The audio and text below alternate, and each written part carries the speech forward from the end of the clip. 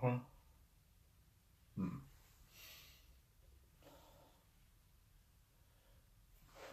You'll do. Face is all wrong, but we can do something about the face. Right. This book annoys me tremendously. Words cannot begin to express how annoying I find this book. What is it? Beckett's Jyhad's diary. It is, well, there's 3 important truths about it which should be obvious to you by the end of my diatribe. But this is a collection of stories, or it's not really a collection of stories, it's the same story again and again. Our hero Beckett stumbles into some of the most powerful vampires in existence, who inexplicably reveal all the secrets of their plans and their clans to him. And then there's an explosion, Beckett escapes alive for some reason, and then writes down this ultra-secret information in a big diary that no one cares about. Let's see, let's just take, oh yes, first thing.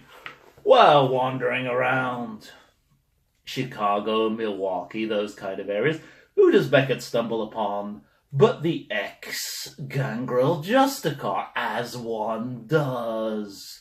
And he has a confrontation. They nearly come to blows, but of course they don't. Blah, blah, blah. Nothing particularly interesting. Oh, yes, and the assistant to Xavier just turns out to be a Libon and tells Beckett this while there's recording. Oh, so annoying. So, yes, ex-gangrel Justicar, the gangrel kind of leaving the Camarilla, not kind of leaving the Camarilla. It's all very vague. Right. Let's look at the next one there. Yes. Beckett goes to Washington. He meets the ex-Prince of Washington, Vittel, who is now secretly coming back through various maneuvers, and of course has to tell Beckett all about this. In the presence of Theo Bell, a Archon of the Camarilla, because why not else? Yes, Vittel has to absolutely tell this to Beckett, who records it, and then leaves. So now we know the secret plans of someone who is presumably extraordinarily competent enough to fake their own death. What's next? Jan Pizzadun. I mispronounced that, who cares? Pizzazun. He is the Ventru Justicar, so he's, of course, palling around with Beckett after trying to kill him in a previous life. And just out of that, just while mentioning his big plan to take back the South from the Sabbat, he happens to mention that, his sire, Hardstadt, who's that? Inner Circle Ventru representative, yes, founder of the Camarilla, that Hardstadt, is now in torpor, and also periodically erases his memories. This is really the kind of thing you should be telling random, unreliable gangrel. What's next? Oh! Beckett in London. This one is fun. He meets Monty Coven. Monty Coven? Who's that? He's the Sabbath guy who diablerized Mithras. Mithras was the old Prince of London. Some say he's a 4th generation or 5th generation vampire. It seems that Mithras is slowly taking over from inside Coven. Interesting fact. Really, you had to tell Beckett about this. Oh, and he mentions also in passing that Anne, the current Queen or Prince of London, likes to practice diablerie for fun, and gets a recording about this because that's what one does when one is Beckett. Oh, yes, who did he meet next? Well, he's gone through the Camarilla, what else? And the bit of the Sabbath, what else? Tegris, vizier of the Assamites, who mentions, they think Urshugi, their shepherd, their 4th generation Asimite is awakening and becoming a lot more bloody. Okay, I think that's the kind of thing one should keep secret, but that's just me. Also mentioning they have a highly secret plan to elope to the Camarilla with a large part of the clan. Again, highly secret plans should be kept highly secret, in my humble view. This is where he converses with Netchurch about thin blonde syndrome. This is actually quite interesting and plausible. There's something about maybe the possibility of a 16th generation. Unsuspected. Anyway, yeah, this is very plausible. And there are no hidden secrets of powerful beings there. Let's move on. Oh, yes. He meets his old pal Lucita in Mexico City. And an ancient vampire called Vasantasena. What's special about Vasantasena? Well, that's a vampire that probably founded the Sabbat. And Lucita is now a candidate for being the new regent of the Sabbat. And why? Because, as they explain to Beckett, the previous regent, Galbraith, has met final death 16 years ago, and then has been replaced by a seamy, flesh-crafted replacement ever since. Ooh, says Beckett. Well, he's not really impressed by this point, seeing how many secrets are partly shoved into his lap. What's next?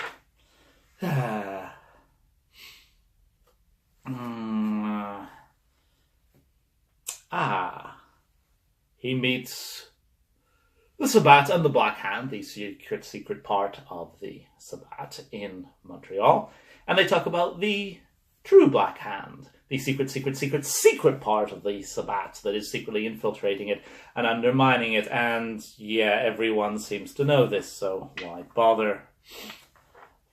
Oh, and there's probably a demon under Montreal, but in comparison, that's just minor information. What's mentioning this here?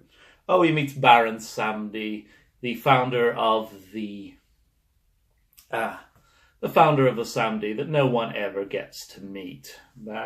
Actually, here, the Baron doesn't actually reveal too much secret information for once, being competent. Escape, death, doom, secrets. What is this?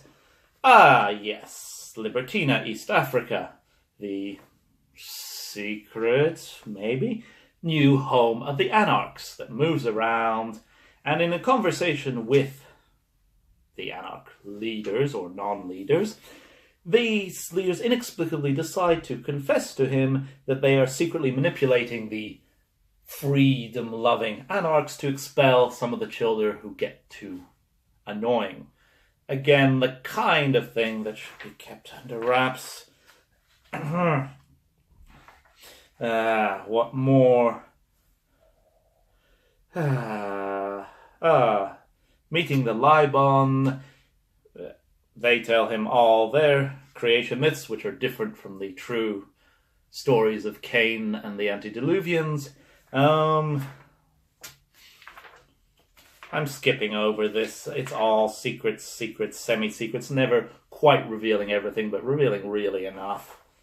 And some pathetic attempts to hide things that you can clearly read between the lines. Oh, he meets Dracula, because why not? And there's a demon, Capula, whatever, in Transylvania, blah, blah, blah. Nobody cares.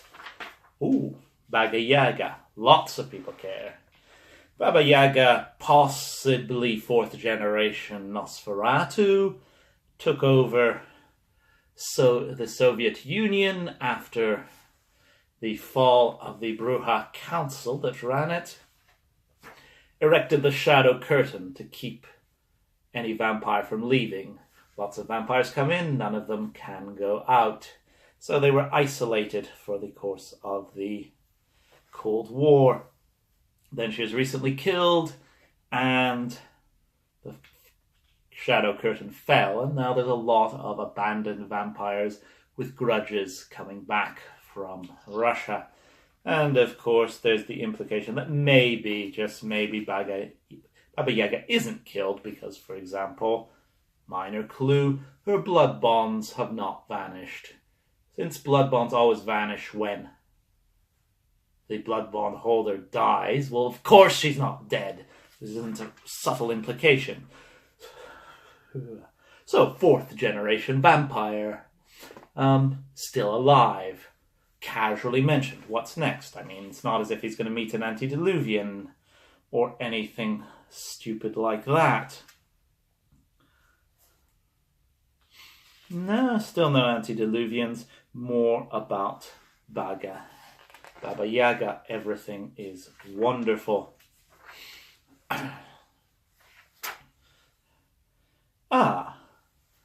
Oh, we're back to the antediluvians now. Solot. Turns out Solot has taken over Tremere's form. The sort of secretive warlock clan with the strict hierarchy and fantastic ability to manipulate and great powers. You kind of think that they would have kept secret the fact that their leader had been taken off by the antediluvian that they had diablerized, and then they killed his entire sect to try and conceal the fact they diablerized him. And then the information that Solot is now in Tremere's body, oh, and by the way, he's evil now, you think that information would be kind of kept hidden, or if it wasn't kept hidden, it would be emblazoned across the entire vampire world with everyone talking about it. But no, it just happens it's secret from everyone except Beckett, who writes it down. Well, it's not as if we're going to meet any more antediluvians, are we? Hint, that was foreshadowing. Carthage. Wonderful place. Shame about the vampires. And shame about the history. Anyway, Bruja clan. Wonderful city of peace, blah, blah, blah. Demons were summoned. Blah, blah, blah. No one really knows. No one really knows except Beckett gets there, finds a true Bruja, as one does. True Bruja, the other children. Okay. Bruja had a child called Troil. Troil betrayed True Bruja, might have diablerized him. Don't diablerize antediluvians, kids. It never ends up well. And the other descendants of Troil, of the initial Bruja antediluvian, may be called the True Bruja and are fucking rational, where the Bruja are fucking insane. In a bad way, not in a good way. So, meets a true Bruja in some sort of demon pit, wherever the Bali come, because we haven't seen them yet. Blah, blah, blah. Big fights, history repeating itself, cycles.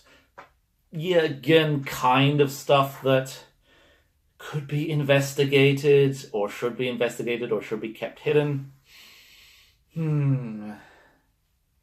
Anyway. Carthage, dream of Carthage may rise again. Well, at least we've had our fill of antediluvians. We've had 2 so far, so it's not as if more are going to be popping up. More foreshadowing there. And I tricked you. This is not an antediluvian. No. This is much more reasonable. This is Hazamel. He's just 4th generation. You know the famous Eye of Hazamel that you can peer down through the generations with and that drives all its users insane? Well, it turned out Beckett found it and then brought it back to Hazamel, who is now being reawakened by the Ravnos of India to fight the Wankai invasion.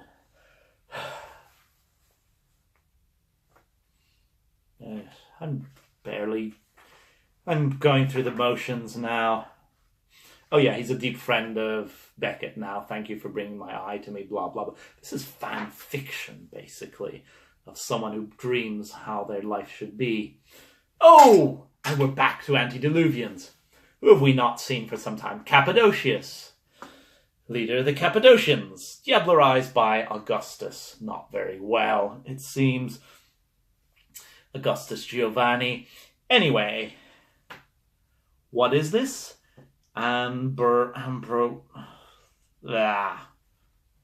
one of the Giovannis communes with the ghost of the antediluvian.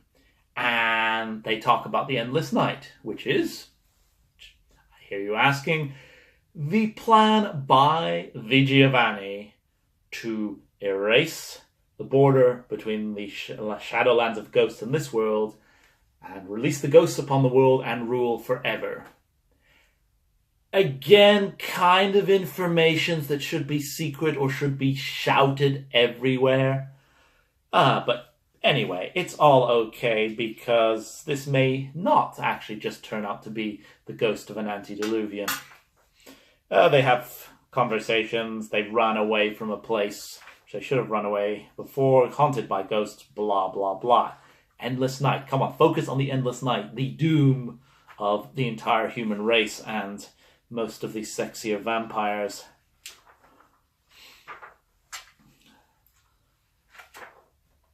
We're in Romania now.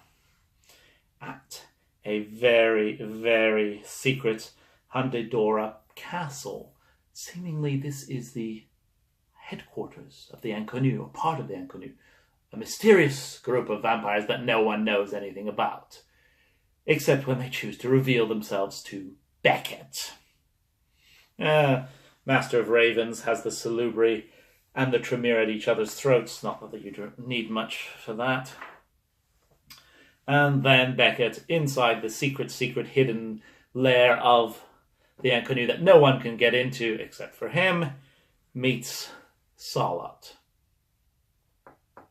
who's now good. Don't worry, only a few more bookmarks. And then you'll have the full flavor. What is this? Oh, I can't even be bothered. He goes back to New York because we haven't met the Tsimitsi antediluvian yet. There was a cathedral of flesh under New York City. It's there, or it's gone now. Who cares? Another antediluvian is walking around. Well, come join the club. So the flesh-crafting monstrosity that might have just been a repository for the beast of the second generation, because this is the kind of thing that one casually tosses into conversation. What else? Back to Jerusalem. This is under the Ashira's command, and he meets a Salubri. You do know that Salubris are incredibly rare, and the fact that you keep on constantly meeting them all, that's... not even get started. Anyway, there is a monster under Jerusalem being awoken by the True Black Hand, another secret organization that Beckett meets all the time. And he meets Serena the White, Salubri, and there's something being awoken, and it's maybe a Bali demon. Oh no, it's probably Malkav, the Malkavian antediluvian, because he or she or it was really missing. And the Malkavian Madness Network is now suffused by Malkav. Oh yeah, and Salat might be good or evil now. More conversations about that. In Berlin, turns out that the Berlin fraction is not healed for the supernaturals. There's still East versus West Berlin. East Berlin is kind of now Sabbat territory-ish. Not very interesting compared with all the rest. Lucita, talking about Constantinople, where Beckett met Vikos, because why not? There's a trinity. One of them's been diablerized. Turns out that when you diablerize them, they're coming back within you. That's the general gist of diablerizing ancient beings. And they're forming a new trinity to do a dream. Sounds a lot like Carthage. Ideal things for freedom from the eternal struggle, blah. I'm skipping over this. Oh, yes, the Giovanni have a secret plan to infiltrate all the different sects by sending all their families out and pretending to be in disagreement. And, of course, Beckett meets someone who shows him the entire conversation. Then they meet other members of the Clans of Death, the Cappadocians, the Harbingers of Skulls, the Samdi, and it's highly hinted that they're from the same clan. It's bloody obvious. They all meet together. There's a big betrayal, and they escape through the Shadowlands amongst the ghosts, as one does. This is Beckett fan fiction, I tell you. Whoever wrote this probably never left their haven and just dreamed of, but so much of it is actually accurate. Almost at the end. Oh, South America. We hadn't seen South America. Well, while following a Rasputin, there's many of them, it turns out that the clans of vampires who were there when the conquistadors arrived went into hiding, snuck in amongst the normal kindred, and are secretly and slowly taking over. Secretly and slowly, except Beckett knows it. Oh, and Beckett is now allied with Vikos, his eternal enemy, because, yeah. Beckett's character does not seem consistent at all here. Then, Strasbourg meets the Kieseed. Interesting clan, the Kieseed. Very tall, blue, fairy-like. Bit psychopathic at times. Fierce, cold steel. Anyway, them and the Bali and maybe the Salubri. Lots of different groups that are minor players in the Jyhad get together and say we have a secret plan to take over the Inquisition, the Society of Leopold, and have the other clans kill themselves and take over. But they reassure him later, it's all a joke, so everything is okay. At this point, a group of Alastors, what was a hateful name that, called the Bounty Hunters, come in and say they're looking for Chemistry. Chemistry, it turns out, has been there just before and has left a message in Beckett's diary. Well, how else do these elder vampires communicate than leaving messages with Beckett? About digging up a secret thing in the wastes of Africa, the deserts of Africa. Well, Beckett proposes, I'll go dig this up and then you can clap Chemistry. These Alastor groups who are desperate to find her let him go on his own to the dig. Well, I say on his own, but included with him is Vikos, his enemy. Other various acquaintances he's on there. Theobel, the Archon. Lucita, probably the regent of the Sabbat. They seem to be getting along fine. And they dig up this mysterious sarcophagus. And then the story ends. We don't know what was in the sarcophagus. Second generation, third generation. Well, the way Beckett's encounters are going, this is probably Cain itself. And there's an epilogue which I can't even begin to be bothered to say. It's something happens, lots of people die, but no antediluvians are involved.